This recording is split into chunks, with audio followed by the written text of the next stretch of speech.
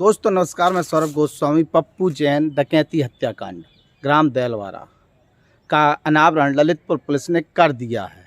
Lalitpur police ने जब अनावरण किया है तो उसमें 7 अपराधियों के लिए उन्होंने गिरफ्तार किया है। मीडिया के सामने वो लेके आए। इसके साथ साथ उनसे 82,000 रुपये की बरामदगी की है। आपको बताते चलें कि देलवारा से तकरीबन 5-6 किलोमीटर दूरी पर स्थित ग्राम थनवारा के 6 लोग हैं। एक नाहराट के पास का सलैया जो गांव है वहां का बताया जा रहा है। ग्राम देलवारा में 13वीं थी और 13वीं के दिन वो लोग वहां पर आए थे अपने रिलेशनशिप में, जहां पर उन्होंने दारू पी। इसके बाद पप्पू जैन की जो दुकान है उस पर वो वहां पर गए, घटना को अंजाम दिया। उसके बाद वापस उसी 13वीं में शामिल हो गए। वहाँ पर मारा पीटी की गई ताकि पूरे घटनाक्रम को कुछ अलग ही एंगल दिया जाए।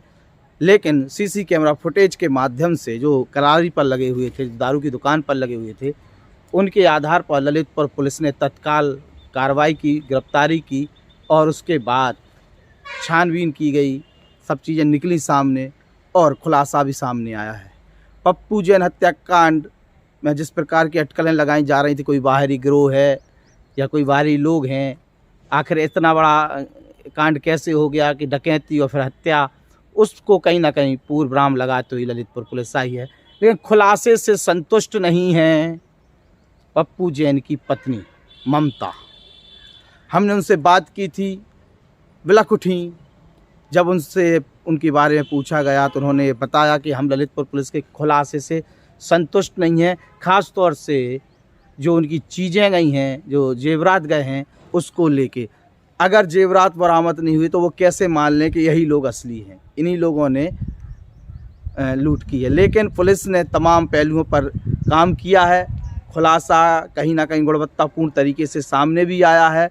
कुछ माल भी बरामद हुआ है। पुलिस का भी यह कहना है कि अभी भी हम लगे हुए हैं, पूछताछ चलती रहेगी ताकि जो भी धन है या जो भी उनके पास सोना चांदी है वो कहीं ना कहीं उसकी बरामदगी कर पाएँ। ममता से जब हम बात कर रहे थे तो उन्होंने चांदी की ईंट की बात कही है और कहीं ना कहीं कुछ ऐसी दबी जबान से कुछ पुलिसकर्मी ही ये बात कहते हुए नज़र आए कि कहीं ना कहीं कुछ बड़ा माल उन्होंने तो लूटा है, लेकिन वो बताने की स्थिति में नहीं है। हर प्रकार से प्रयास किए गए हैं लेकिन उन्होंने बताया नहीं है। अब देखने वाली बात होगी कि न्यायालय ट्रायल के दौरान क्या पप्पू जैन के वकील या इनकी तरफ से कोई और व्यक्ति नार्को टेस्ट की बात करते हैं कि नहीं करते। अगर इस प्रकार से पूछताछ करने के बाद कोई चीज़ सामने नहीं आ रही है तो शायद नार्को टेस्ट के माध्यम से निकल के सामने आ जाए, ये देखने वाली बात होगी। लेकिन ललितपुर पुलिस ने खुलासा कर दिया है और परिवार ने उस खुलासे पर सवाल भी खड़े किए हैं कि अगर खुलासा सही है तो हमारा सामान कहाँ पर है। ललितपुर पुलिस ने 82,000 रुपये कैश बरामदगी दिखाई है। देखते हैं आगे क्या घटनाक्रम होते हैं। आपके जो भी विचार हो इस पूरे घटनाक्रम पर अपने विचार जरूर रखें। ललितपुर पुलिस ने जो खुलासा किया है उससे आप कितने संतुष्ट हैं? पप्पू जैन की पत्नी की बातों पर आप कितना भरोसा करते हैं और उन्होंने जो कहा है उस पर आपकी क्या प्रतिक्रिया है? इतना बड़ा जिस तरीके से वो बता रही हैं उतना क्या चोरी हुआ है? इन सब चीज़ों पर अपने विचार जरूर रखें। और पुनः मैं कहना चाहता हूँ ललितपुर पुलिस से हर पहलू पर फिर से ध्यान दीजिए। जहाँ पर भी कुछ आशंका है उस पर कार्रवाई होनी चाहिए और जो चोरी का माल है कम से कम उसको तो सही तरीके से बरामदगी की जाए, जिस प्रकार से परिवार वाले बोल रहे हैं। चूँकि 82,000 की अकेली नकदी से पूरी बात बनने वाली कहीं ना कहीं है नहीं।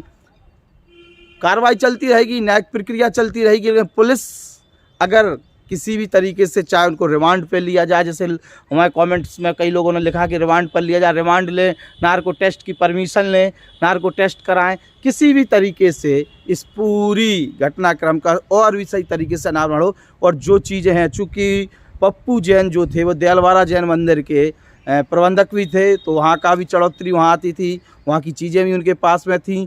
उस सब की चोरी कहीं ना कहीं वो बता रहे हैं उनके परिवार वाले। तो इन सब की चीज़ों की भी आवश्यकता है और खुलासे में ये सब चीज़ें भी सामने आनी चाहिए।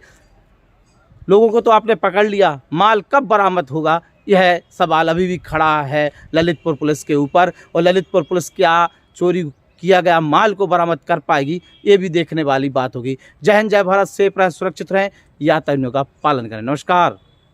हमारे YouTube channel the Bundelkhand post को सब्सक्राइब करें।